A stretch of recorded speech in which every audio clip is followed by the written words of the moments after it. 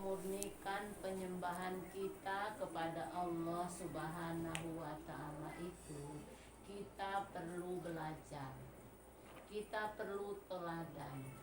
Dan untuk pembelajaran yang paling sempurna, yang paling lengkap itu adalah belajar dengan teladan, dengan Rasulullah. Karena Rasulullah adalah teladan kita.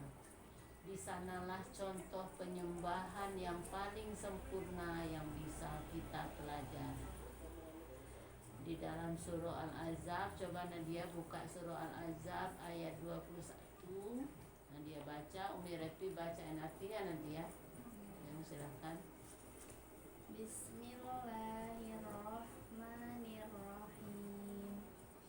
Laqad kana lakum fi Rasulillahi uswatun hasanah liman kana yarjullaha wal yawmal akhir wa dzakarallaha katsira. Artinya, sungguh telah ada pada diri Rasulullah SAW itu suri tauladan yang baik bagimu, yaitu bagi orang yang mengharap rahmat Allah dan kedatangan hari kiamat dan yang banyak mengingat Allah. Nah itu. Jadi di dalam diri Rasul itu sungguh kata Allah adalah suri teladan. Tahu teman-teman tahu suri teladan? Suri teladan itu artinya contoh, teladan, contoh kebaikan. Uswatun hasanah. Ada contoh yang baik dalam diri Rasul. Itu yang akan kita jadikan teladan dalam hidup kita. Nah, itu adalah tujuan kita agar supaya kita bisa memurnikan penyembahan kita kepada Allah Subhanahu wa Ta'ala. Cermin kita, teladan kita adalah Rasulullah Sallallahu Alaihi Wasallam. Kita akan belajar sirah nabawi. Kita akan menggunakan metode kronologis yang sistematis dan menyeluruh. Nah, ini ada materi sirah nabawi. Nah, ada timeline yang akan saya bacakan di sini. Kita akan belajar panjang. Jadi belajar sirah nabawi ini butuh waktu yang lama, butuh proses ya. Insya Allah kita tiap minggu siap belajar. Ya, kita akan belajar. Saya akan bacakan timelinenya. Modul utama kita ada 4. Yang pertama modulnya yaitu periode sebelum kelahiran, ya. Ada namanya periode sebelum kelahiran. Terus modul keduanya adalah periode pra-rasul. Modul ketiganya adalah periode Mekah. Dan modul keempatnya adalah periode Madinah. Dalam 4 modul utama itu ada subtemanya. Misalnya untuk modul pertama itu adalah periode sebelum kelahiran Nabi ya, kelahiran Nabi Muhammad SAW. Jadi teman-teman, agar supaya kita bisa mengetahui idola kita Rasulullah SAW itu secara baik, tentulah kita harus tahu kronologis kehidupannya ya. Siapa Nabi itu, bagaimana keluarganya, bagaimana caranya bersahabat, bertetangga, apa saja kesukaan-kesukaan Rasulullah. Karena itu akan menimbulkan rasa cinta kita kepada Rasulullah Shallallahu Alaihi Wasallam.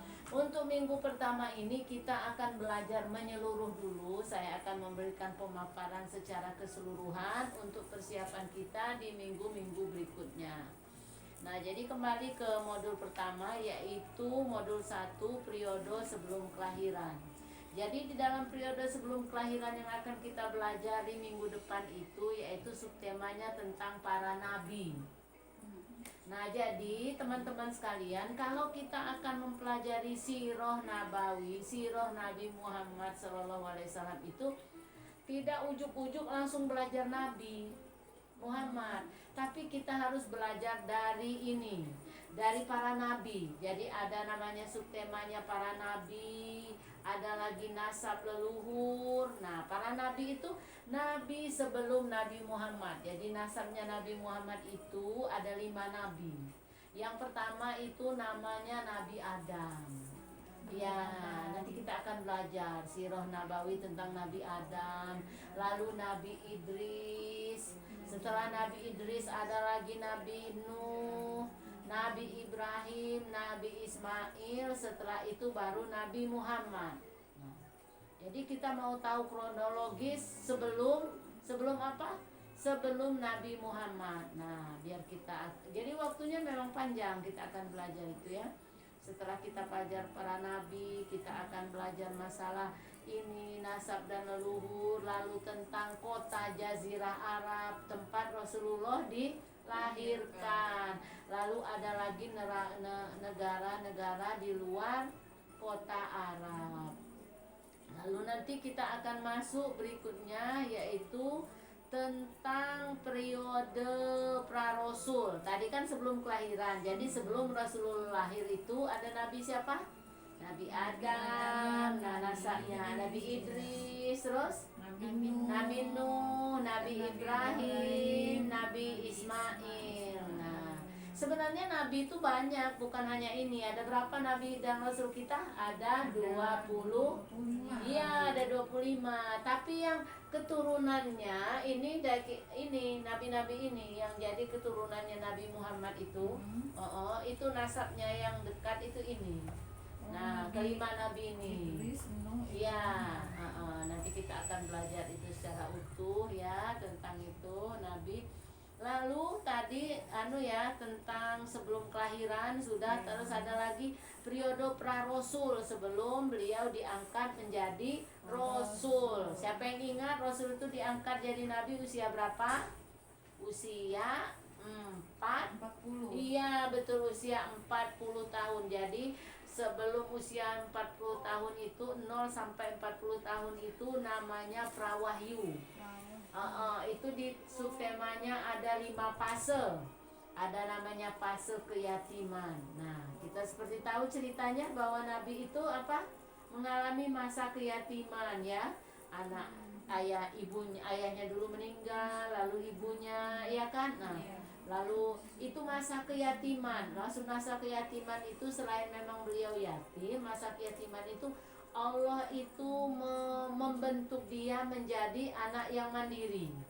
Sudah berusaha mengurus dirinya sendiri, yatim. Yatim itu artinya sendiri kan. Nah, lalu ada lagi masanya itu mengembala. Jadi dari usia Nabi itu masih usia berapa itu? Dia sudah mengembala. Usia 8 sampai berapa itu dia sudah mengembala. Mengembala apa? Mengembala kambing. Di situ Allah sudah mempersiapkan dia untuk jadi pengembala. Itu apa kerjaannya? Ngurus kambing. Nah, dia sudah dipersiapkan Allah untuk menjadi pemimpin dengan belajar awalnya mengurus domba ya istilahnya, mengembala. Mengembala itu usia 8 sampai 12 tahun. Lalu ada lagi fase berdagang. Nah, kalau anak-anak kita itu harus diajarkan untuk belajar wirausaha dari usia 12 tahun sampai 25 tahun itu fase berdagang. Rasul sudah belajar berdagang. Nadia sudah belajar berdagang.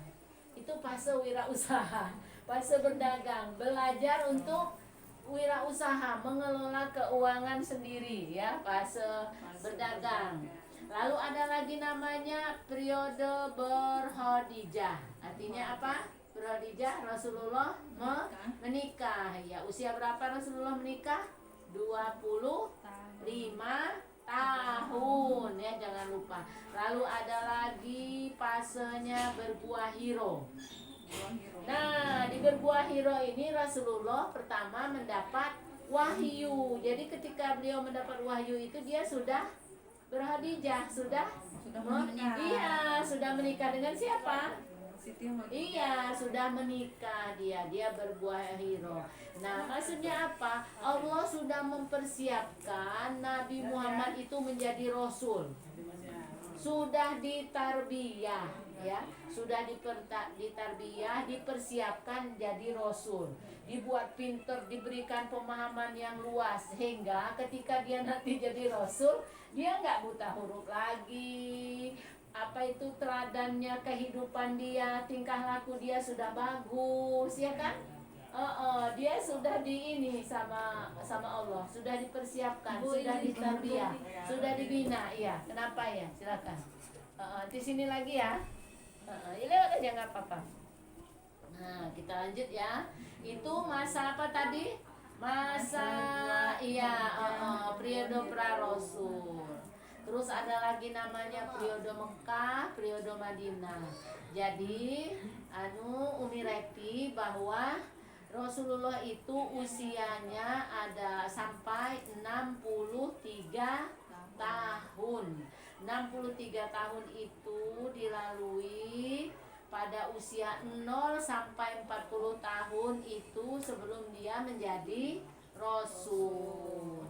Lalu usia 40 sampai 53 tahun itu dia berada di Mekah. Rasulullah itu berdakwah di Mekah, di kota kelahirannya. Beliau itu lahir di Mekah, meninggal di Madinah. Lahir di Mekah, kota kelahirannya. Dia di Mekah itu berdakwah sampai 13 tahun lamanya di Mekah. Terus karena penduduk sana menolak dakwah dia, menolak Islam, akhirnya dia hijrah bersama para sahabat ke Madinah. Di Madinah itu masa dakwahnya 10 tahun. Berarti lama di Mekah ya? Iya, lama di Mekah. Jadi Rasulullah itu masa produktifnya ngurus umat ini itu 23 tahun semasa hidupnya. Terus kalau kita bagaimana, Mi? Sudah berapa gitu? Kita menggunakan umur kita untuk masa produktif untuk mengurus agama Allah, ya. Ini jadi memang panjang. Rasulullah aja sampai 23 tahun menghabiskan umurnya untuk mengurus agama Allah. Nah, ya, itu saja sementara untuk pelajaran umum, ya, yang saya sampaikan di sini untuk pembukaan, sekedar sebagai wawasan apa saja yang akan kita pelajari ya mengenai yang tadi. Ini saja dulu, setelah ditutup ini teman-teman bisa bertanya. Saya akhiri. Assalamualaikum warahmatullahi wabarakatuh.